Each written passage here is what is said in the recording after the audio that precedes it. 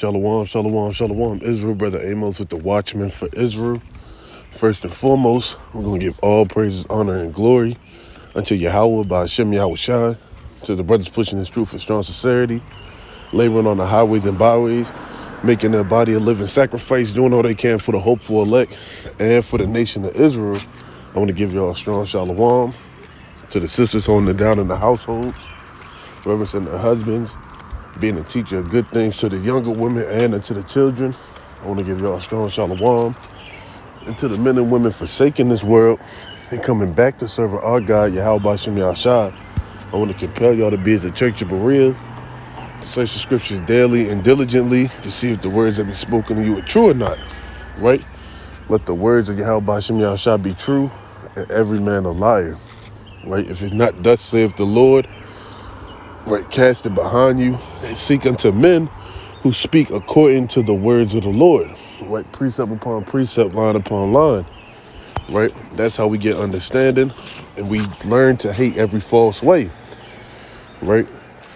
And a certain false way that us as being Israelites and being in the knowledge of the law, statutes, and commandments and the truth of Yahweh Bashem Yahushua is to know that we're going to have to suffer persecution, right? So this is a quick reminder, exhortation for brothers when persecution is coming to remain faithful and not to falter or become weak when all these trials and tribulations may come upon you, right? This is Matthew 10:16. Behold, I send you forth as sheep in the midst of wolves. Be ye therefore wise as serpents and harmless as doves. So you have to be wise as a serpent out here. You have to foresee the evil that may come upon you or your family and prepare for that, but harmless as doves, right? Meaning not swift to want to be a brawler and fighter. Now, no, you're not just supposed to lay there and let people walk over you and do whatever to you, but you have to be wise, knowing and receiving the times. But beware of men, for they will deliver you up to councils, and they will scourge you in their synagogues. You shall be brought before governors, before governors and kings for my sake, for a testimony against them and the Gentiles. So being in this truth, you have to understand that it's going to be all-out war going on against the men and women who fear the Lord. Right, let's get that in 2nd Esdras. Right. This is 2nd Esdras, chapter 16 and verse 68. For behold, the burning wrath of a great multitude is kindled over you. Right? So the Lord is stirring it up. Because we're going to have to go through persecution. We're going to have to go through all things that the Lord has went through.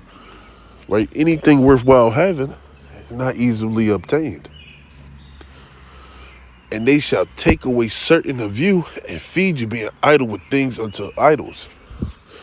Right? So the Lord is going to have some of us taken away in the FEMA camps, some of us taken away from the land of the living, right? Some of us may go MIA, prisoners of war. You don't know what may happen. And they that consent unto them shall be in derision and in reproach and trodden under feet. So now you're going to have some of them who's going to be like, I'll do whatever you say, just don't hurt me, right? That fearful spirit, right?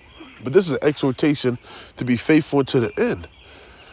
If it's of your lot to give up the ghost for Yahweh Bashem Yahushai, give it up mightily if it be in the Lord's will.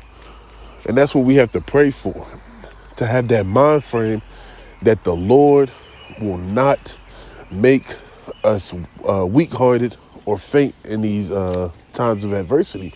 And he give us the boldness of a lion. That we don't play around with the words of the Lord, but we speak, thus saith the Lord, when it's our time. He put the right words in our tongue.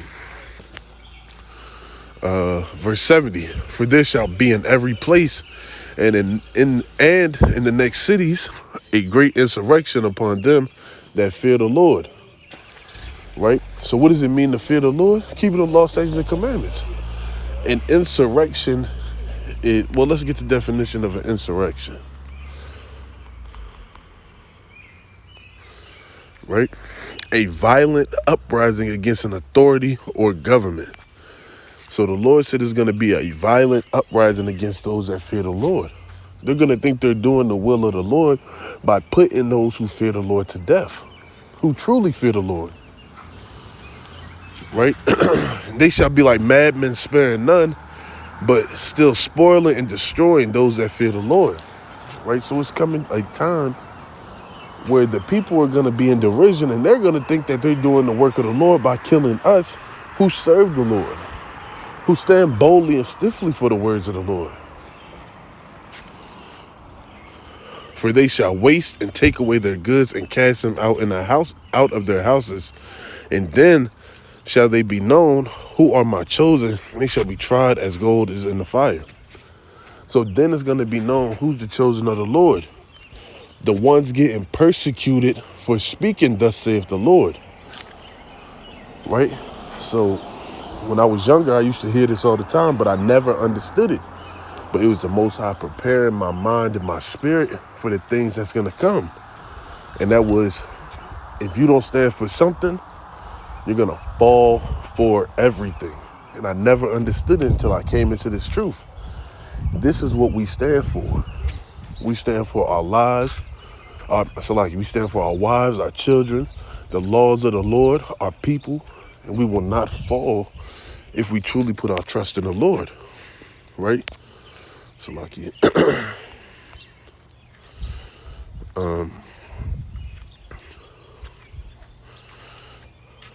Right? I want to get one last verse. Right? This is Matthew 10:34. Think not that I come to send peace on earth. I come not to send peace but a sword. For I have come to set a man at variance against his father, and the daughter against her mother, and the daughter-in-law against her mother-in-law. And a man's foes shall be they of his own household. So I need brothers and sisters to understand that when this insurrection comes, the foes who are going to be closest unto you may be those of your own household. And you got to prepare yourself to understand that betrayal is a part of this walk.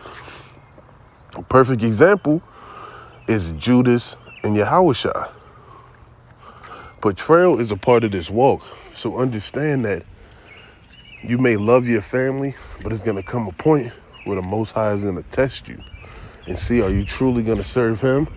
Are you going to fight for the law, statutes, and commandments? Are you going to be faithful unto death, that the Lord may fight for you? Or are you going to choose your family, who at any time may deliver you up and cause you to be put to death? So I want to exhort every single one of y'all to understand that we signed up for this, for life or death. And that when persecution comes, pray the Most High gives you the spirit to endure, to be faithful, to be strong. If it be your lot to be a martyr without doubt and push forth in this truth, ask the Lord to continue to allow you to endure. With that, I say shalom.